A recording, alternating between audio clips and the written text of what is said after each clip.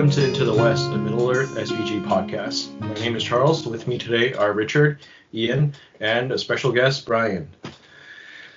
Bryan is also from the Pacific Northwest, and he is actually down in Seattle, our rival city to Vancouver. And today we're going to be talking about Nova Open. Bryan recently attended and actually did really well. You can see his trophy in the back there.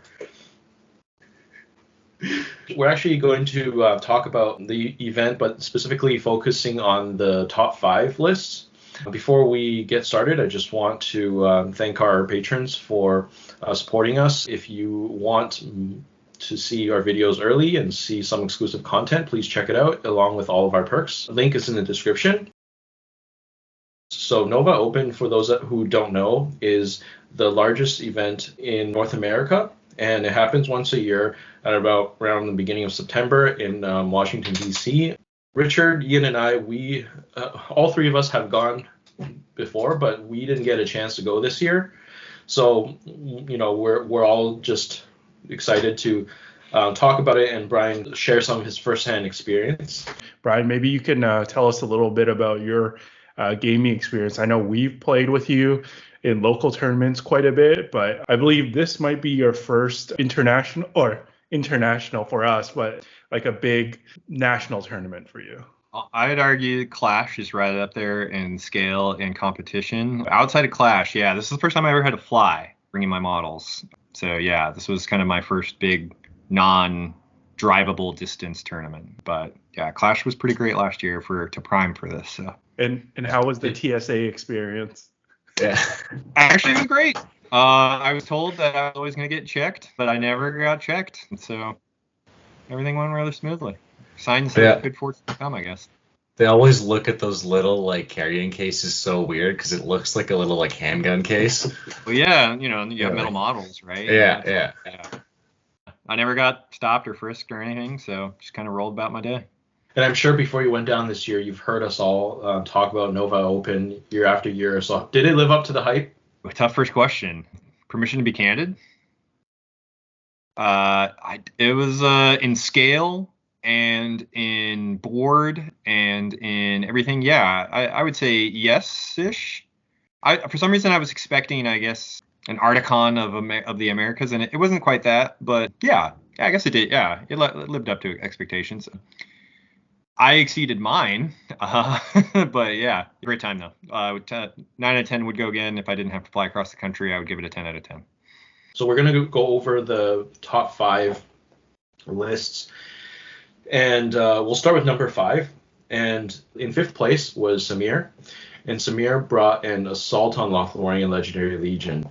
Just to recap, I didn't mention at the beginning, this is a 650 point tournament, and it is 6 games, so all 6 scenario pools were played and the veto system was in effect.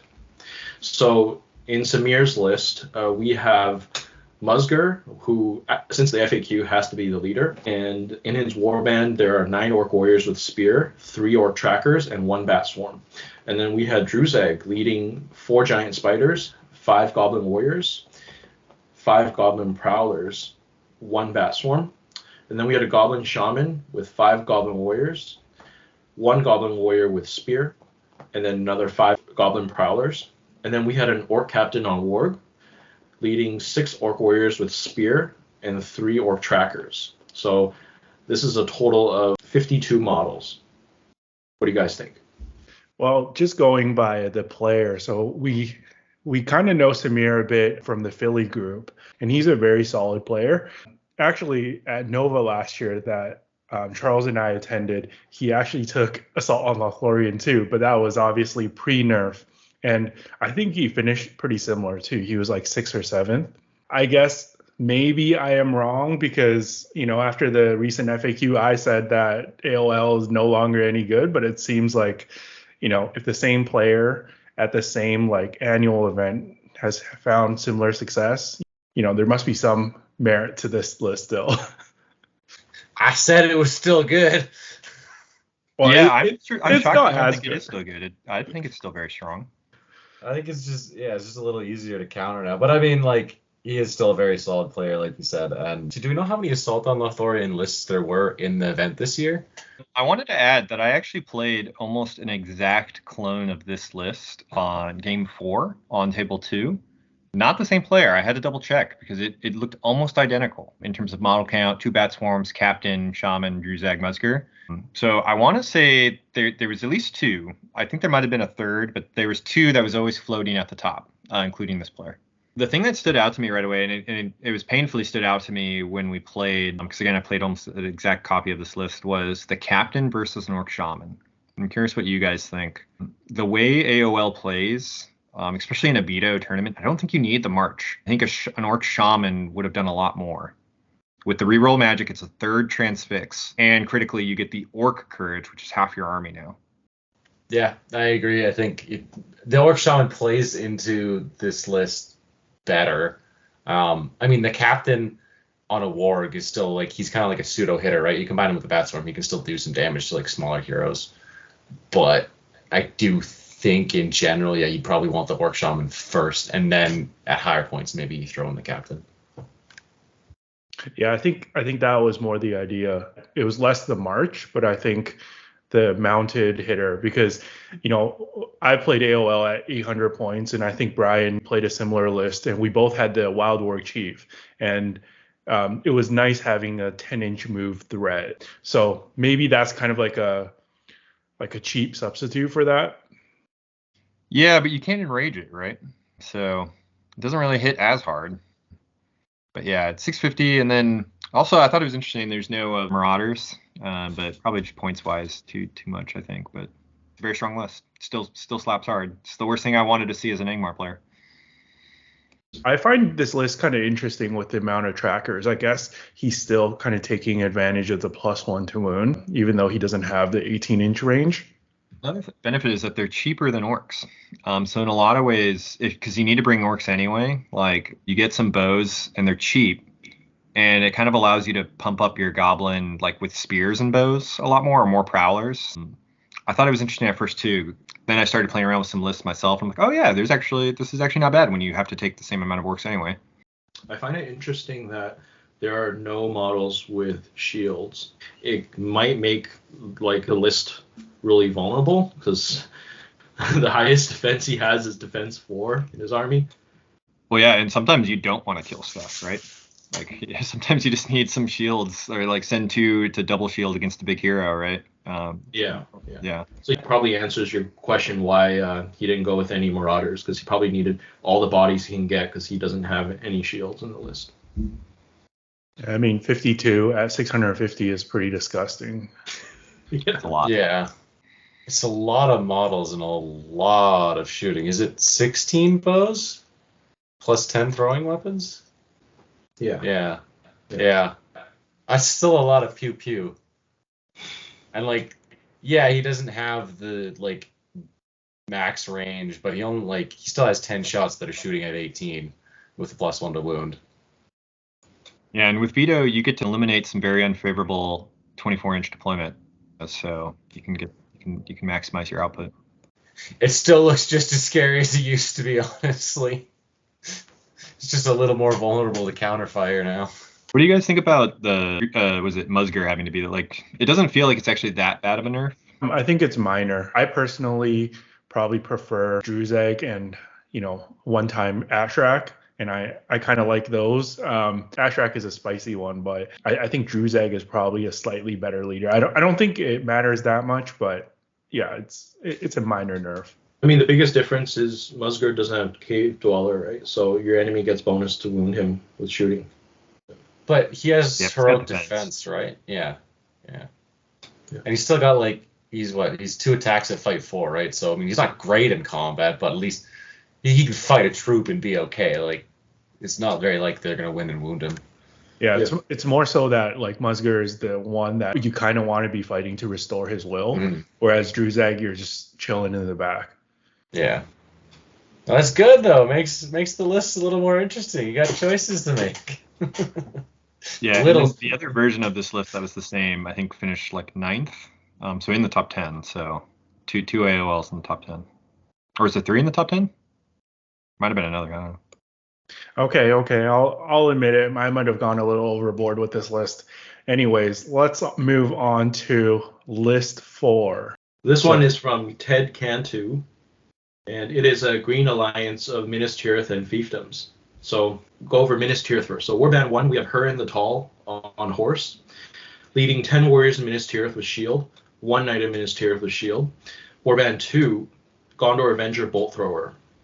And then Warband 3 is from the fiefdoms. It is Prince Imrahil on armored horse with lance, leading 5 men-at-arms, 1 axeman of Lothernach, 1 clansman of Lamadin, 2 Blackroot Vale archers, 2 Blackroot Vale archers with spear, and the final warband is Forlong the Fat on horse, leading 5 men-at-arms, 2 Blackroot Vale archers, and 1 Blackroot Vale archer with spear. So that's a total of 36 models. Well, the biggest thing that stands out for me is the Avenger Bolt Thrower. It's sort of a more of like a fun profile here locally in our meta here, and I think generally a lot of players would prefer the Trebuchet. So kind of interesting pick here, but otherwise this seems like a pretty solid list to me. Yeah, I didn't get to play it, but it looks great. I mean, Hurin, Imrahil, Forlong on horse. It's pretty hard for, Minas Tirith, and that's a pretty good healthy model count. I mean, yeah, it's gonna pull you in with the shooting, the troops grind, and then the 3 heroes with +1 to wound just smash down all the troops, right? I'm assuming this is Heroic Combat City whenever they close into fighting. It's handy that Prince Imrahil has the Gondor keyword, because then the Hurin can protect him and use his rule on him, right? Yeah, and then his banner effect is affecting all of the fiefdom stuff, and even though he doesn't have an actual banner in the list, he can just veto out those scenarios with banner VPs. So, yeah. It's an interesting combo. I mean, the Bolt Thrower is still pretty cheap. Like, if you run it like with nothing, it's only 50 points. So, I mean, it's that or maybe like another small hero. But and it gets to be in Maelstrom it deploys, but in all the other scenarios, it's a secret little drop that you can put down if you don't want to if you kind of want to hide the rest of your force too. So you can just say, hey, I got this shooting lane, that objective over there. I'm just gonna put it looking right at it. It's not bad. I think maybe Maelstrom is probably the one that this list might have the most trouble with, because I think the best one for this list is probably Command the Battlefield. But if you don't get that one, if it's Heirlooms or Hold Ground, you might have a bit of an issue, because I have played siege weapons in the past, and yeah, it's definitely tricky in Maelstrom, and then you don't have a March, which we've already discussed is kind of okay in Veto, but this army just, I feel like, fits better when it's either castling up or, once in combat, it's fighting in like a really like a shield wall kind of thing. But that's a clever review, because that is the only scenario that this player lost. I'm looking at his BCP. It's the only one that he got a major loss. Everything else, major wins and then a minor win to finish 4th. So yeah, for the Maelstrom. 36 is pretty good at 650. I keep thinking these are like 800 point lists. It's where my mind goes. But yeah, those numbers are pretty good, considering everybody's like, they're either D6 or they're fight 4. Yeah, I agree about the Maelstrom being a weakness, because even in Hurin's warband there aren't any spears there. So I think this list was built to fight together, like a death ball sort of formation. Like maybe if they replaced the Gondor Avenger Bolt Thrower with Madro, that could be super well rounded. But yeah. You get 3 models with Bolt Thrower though. But yeah, Madrigal is just a single. But yeah. Yeah, it gives you Heroic March, and then also in Maelstrom he's great. I can see the appeal of the Bolt Thrower though, because if your strategy is to draw the enemy in, it prevents you having to take like maximum bows of Rangers, because that would bring a lot more defense 4 into your army. You're more likely to break, and so I understand if you want to keep the firepower, this is another way to go. So it's really an interesting list, and I'm not too surprised it did well.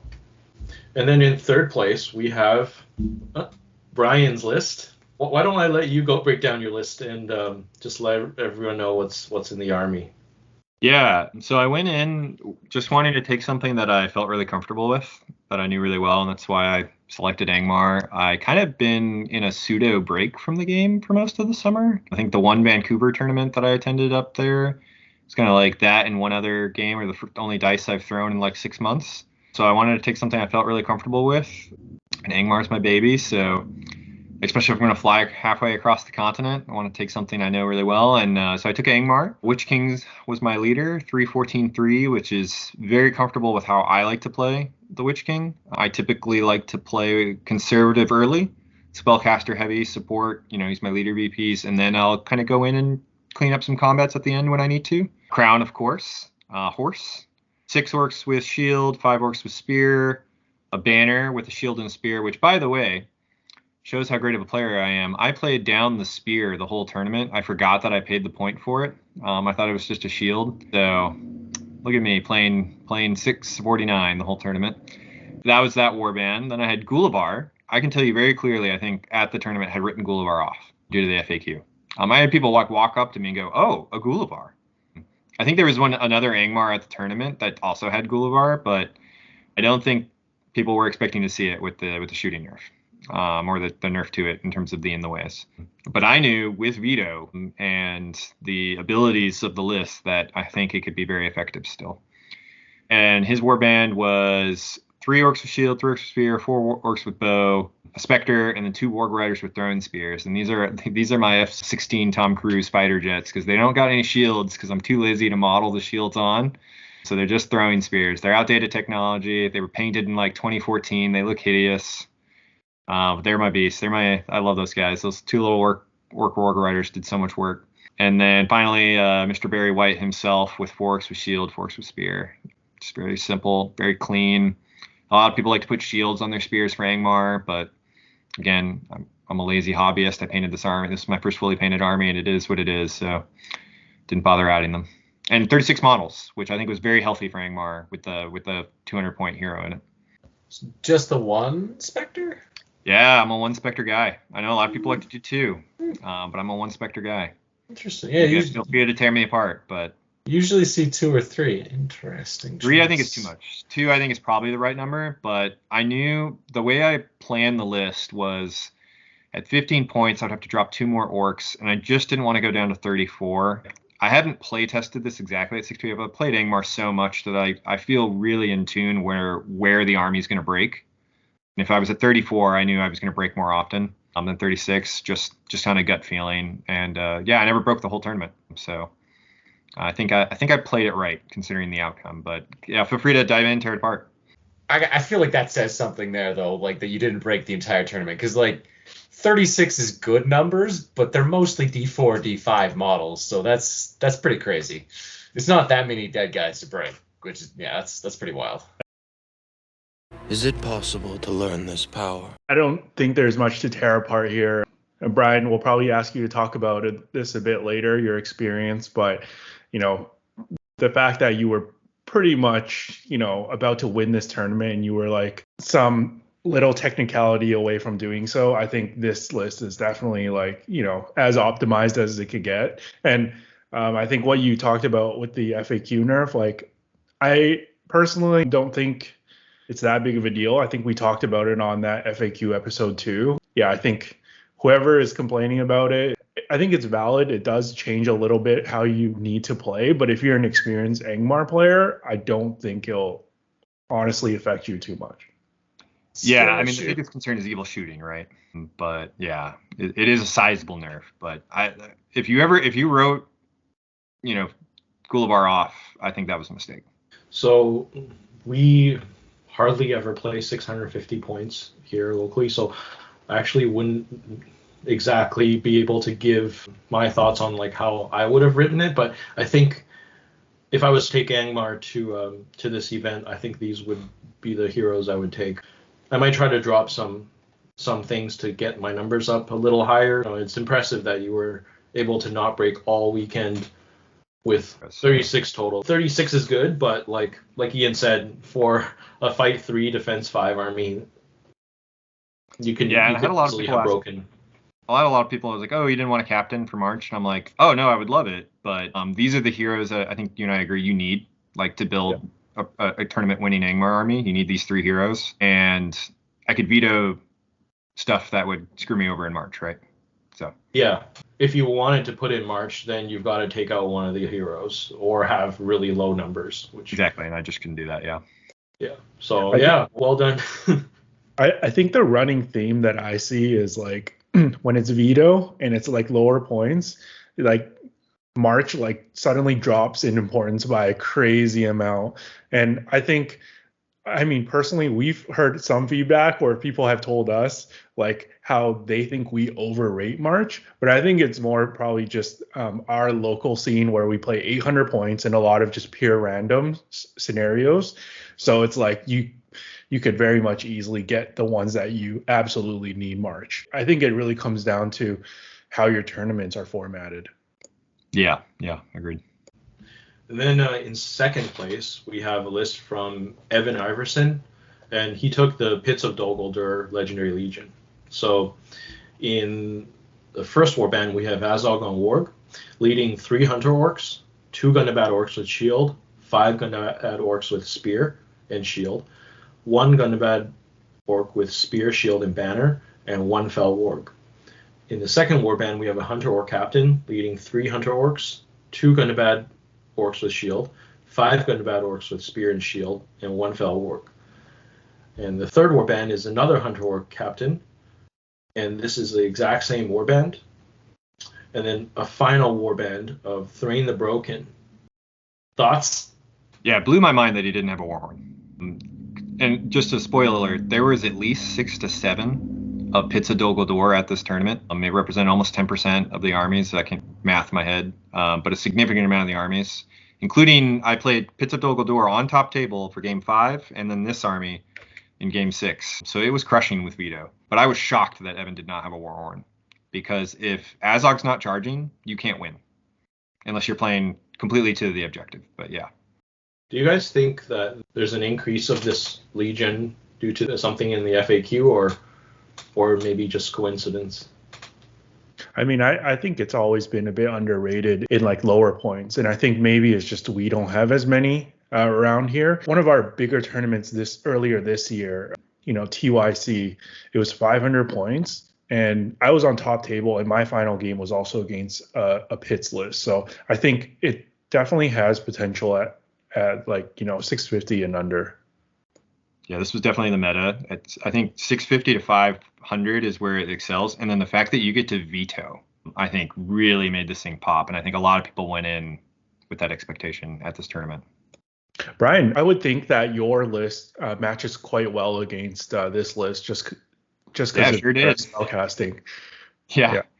But I ended up losing on top table to this list. I took a minor loss, 5-3. But I think I only lost 5 orcs. I broke him, but he had the objective, and he got it to my side on the last turn for a 5-3 loss for Seize the Prize. But if you just looked at like what was on the table, just crushed it from a numbers perspective. I would love to play this. I played it for game 5, got a major win, and then game 6 took a minor loss. But both times I knew without a shadow of the doubt that I was going to break the army, and I would not break because they would never be able to charge me. One of the Legion special rules is everyone gains a resistance to magic, right? So even though this type of list is vulnerable to magic, did you feel like that special rule made it tougher on you? Well, I mean, it certainly made some of my tricks tougher, but when they literally can't charge you, it doesn't make a difference when you're putting like 5 orcs on one. Like, sure, I'm draining resources by casting, Drain Courages and Paralyzes on heroes, but it's great because there's only one hero you really have to worry about. And the Hunter or Captains aren't too bad because they're never going to charge anything. The magic thing's annoying, but if you just position your control zones well, you just grind out the game. And that's kind of how I played both of them. Unfortunately, I did not get the prize. If you just looked at it from a model perspective, I think I did very well against these 2 lists. It's kind of an interesting combo, but it feels like how you see people running the Hunter Orc list with the 3 minor heroes. It kind of feels like that at 500 points, but then you swap out one of the minor ones for Azog. And I feel like it plays kind of like fairly similar to that. Like you're relying on the fact that you're just putting out so many strength 4 attacks. Just the volume of attacks is pretty high. And then obviously the jump scare from Azog is pretty powerful. And then the heroic combats.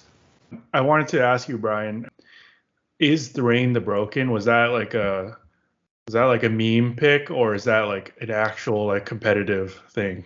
Is he broken? Yeah, it's totally broken. That was the first thing I said when I bought the new Army book. I texted Pat in Portland, and I was like, man, I can't believe how broken they made Thrain. But no, no, it's totally a meme pick, which is just a testament to how skilled Evan is as a player that he got me with a meme, and he got second place because it never did anything. It never pops off. Maybe like once a game you'll get it to go off, but he's usually out of position. And in a game like Foggerborn Assassination, it could totally just lose you. But because I think he was veto, you can kind of protect it. But like, you'd rather just have a Gundabad orc with shield and spear every time, I think. The warband drop though, because he's separate, right? He's by himself. Yeah, but that's the only thing. That's the only thing. But I mean, he's also like a fight 4 piece, which I mean, it's not a lot. But when the rest of your army is fight 3, he was a contender for our worst hero of the game video, and I think it was Ian who really tried hard to defend his potential. I played this list personally, and no, it's awful. It just doesn't. It's never gonna do what you dream it to do. And I swear, the only ever time he's popped off into Super Thrain, he was out of position. He couldn't charge anything because he had like lost it, and they just moved him 5 inches away the turn before. So he's just always out on his own. But yeah, testament to Evan's skill that he was able to do this with that pick, I think. I stood by Thrain when he was unbroken, and damn it, I'm gonna stand by him when he's broken. Really? That's the hill you're gonna die on? Talk is cheap, Ian. You gotta read it. I do have a Golden Army too. Shit. We'll go to our final list. This was first place, the tournament winning list from Kylie, all the way from Australia. And it may come as a surprise, but it was Host of the Dragon Emperor. Mitchell, Hammond, eat your heart out. I've taken it to 2 tournaments. I've taken the Legion to 2 tournaments and have yet to podium with it. So we don't have a detailed warband breakdown, so I'll just go over what is in the army. So we have the Dragon Emperor of Rune, Rutabi, and Borgir. And the warriors in this list are 9 black dragons with pike and shield, 6 black dragons with shield, 3 black dragon cataphracts, including a war drum, 3 Easterling warriors with bows, 5 acolytes with axes, and 1 wardrake. A total of 30 models. I think probably the only slight surprise here is the wardrake. I haven't really seen anyone like take that one competitively. The model count is surprisingly low for this Legion. I thought so, and dropping a Drake for 2 Easterlings I think helps, but I guess it doesn't increase your breakpoint, so maybe that's why. You could also drop the axes on the acolytes and try to fit one more. I don't know. Strength 4 though, but it's nice because you don't care about the defense. Just chop through. I think it's also because of her hero choices. She doesn't get any more free black dragons with the heroes that she's picked, right? I'm assuming all of them are sitting in the Emperor's warband, right? So going the more elites or archers in the other 2 warbands makes more sense to me, I guess. But these are the 3 heroes you take, though, right? Every time. Yeah. It just makes it the most versatile list. I think like you could swap Borgir for a Dragon Knight, but I don't think that's as solid. I think the extra, well, even just the enchant blades on the Emperor on Rutabi is big, but then the potential for the tremors is also really great, and the fury. Especially as an Angmar player, because I played a Host of the Emperor that did not have Borgir, and it made a big difference. So. In this Legion, the first like 300 or so points is pretty much always the same, and so it doesn't leave a lot of room for variation at 650. But everything in this list looks good to me. I mean, if you think about it, 30 models is not bad at all because, like, the way I look at it, they're basically elves.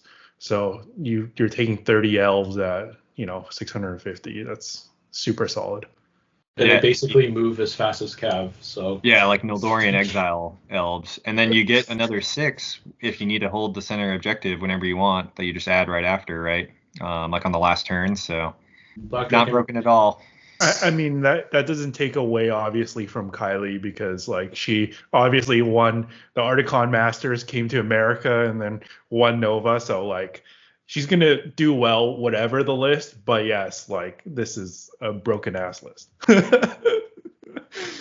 I think for an Easterling list like this, it still actually has like a reasonable amount of hitting power outside of the heroes. Like 3 cataphracts, it adds knockdown where you need it, but combining a cataphract with an acolyte that has an axe that can pierce, or even the wardrake, because that has strength 4, right? Like it actually can hit like in combat a bit more than you'd expect at like a higher strength value. It would have to hit harder because in this build you're not going for the overwhelming numbers, so you kind of need the hitting power because you're not able to grind as long as normal. So that has been our review of the top 5 lists at the Nova Open GT 2023. So just have a few questions now for Bryan. You talked a little bit at the beginning about your experience going overseas flying on a plane for a tournament for the first time. Going in, what did you think of this meta outside of what you're used to? I will say it's hard to tell on a single trip. And I also think the format with Veto really warps any analysis that I provide. Like, I think there were lists that were taken to this, decisions that were made with that Veto allows that may not be a true reflection of kind of like the meta of A Nova or even just the East Coast United States. But that being said, I did have some initial thoughts. And correct me if I'm wrong, if anyone on the East Coast wants to come at me, but terror was just not a factor for a lot of lists. I don't know if they've kind of lost playing against Angmar, if they've lost playing against terror-causing armies. For the most part, it kind of felt like maybe that just wasn't the case. Whereas out here, oh boy, there's terror. Every single one of us at one point is helmed an Angmar list, but also deal with, Black Numenorian spam Mordor, half-troll lists. We bring tools to deal with terror front lines. And I can't, at least maybe with the list that I saw, that didn't always feel the case over there. Yeah, I think that rings quite true. From some of the East Coast players that I've talked to, they seem to really heavily rely on higher numbers than us, and they really like the heavy numbers. And I think their theory is that if they get enough dice rolling, even if it's low courage, to get in, they'll eventually charge in. But I think, us here on the West Coast, we keep things more simple and we just get something that gives fearless, or we like to include that for a well-rounded army. Bryan, thanks for coming on to the podcast to talk to us about your experience at Nova, and also, join us in breaking down the top 5 lists. And yeah, thank you viewers for tuning in. Look forward to the next episode of Into the West podcast.